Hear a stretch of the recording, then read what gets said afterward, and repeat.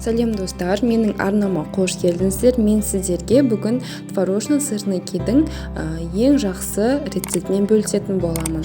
Менің арнама тіркеліп, лайк басуды ұмытпаңыздар, сонда басқа да видеолар сіздерге бірінші болып көрінетін болады. Бұл рецептпен өте жеңіл дайындалады және іші толығымен пісетін болып шығады. Сырникиларымыздың осындай формасын дұрыс ұстап шығуы ол сүзбеге байланысты. Сүзбені егер сулы болған жағдайда біз оны марлеге салып сығып алатын боламыз. Мен мұнда марлеге салып сығып алдым. Енді қараңыздар қандай құп-құрғақ сүзбе дайын. Оның үстіне бір жұмыртқа, үстіне 3 ас қасық қант саламыз. Қантты көп салуға болмайды. Егер тәттілігі ұнаса, оны кейін қосуға болады. Және үстіне 2 ас қасық манный крупа саламыз. Және де ванилин, шым-шым тұз салып, жанышқының көмегімен араластырып езіп алатын боламыз.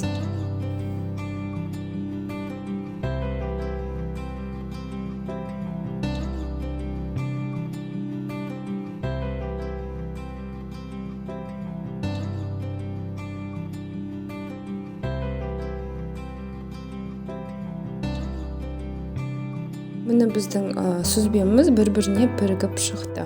Осы дайын болған сүзбемізді 15 минутқа қойып қоямыз. Міне сүзбеміз дайын болды.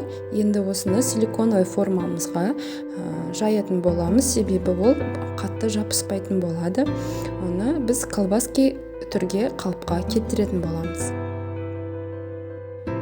Және де осы сүзбемізді бөліп шығамызда өзінің дөңгелек қалпына келтіретін боламыз. Мен үлкендеу қылып бөлдім, себебі қалың болған өзіме ұнайды. Сіздерге егер жұқа болған ұнаса, жұқа етіп кесулеріңізге болады. Кішкене ұн сеуіп, шпательдің көмегімен мен дөңгелек қалыпқа келтіріп алдым. Ал сіздер пышақтың немесе бокалдың көмегімен де осындай дөңгелек қалыпқа келтіруге болады.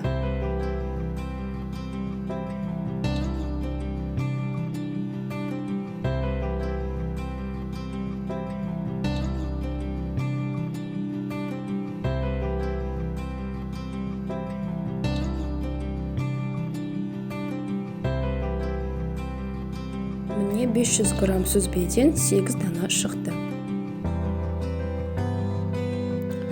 Ыдысымызға сұйық майымызды қосып, оны қыздырып аламыз және қызып тұрған майдың үстіне сырникиларымызды салып, алды артып піскенше, қызарғанша баяу отта пісіреміз.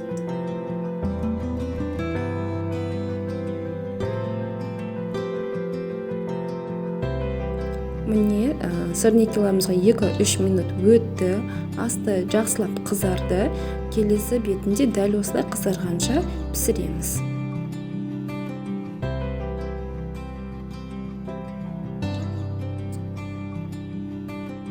Дайын болған сырникиларымыздың үстіне қант ұнтағын және таңқурайларымызды салып безендіріп шықтым. Қараңыздар, іші толықтай пісіп шықты. Осы рецептпен жасап көріңіздер, міндетті түрде каналыма тіркеліп кетуді ұмытпаңыздар.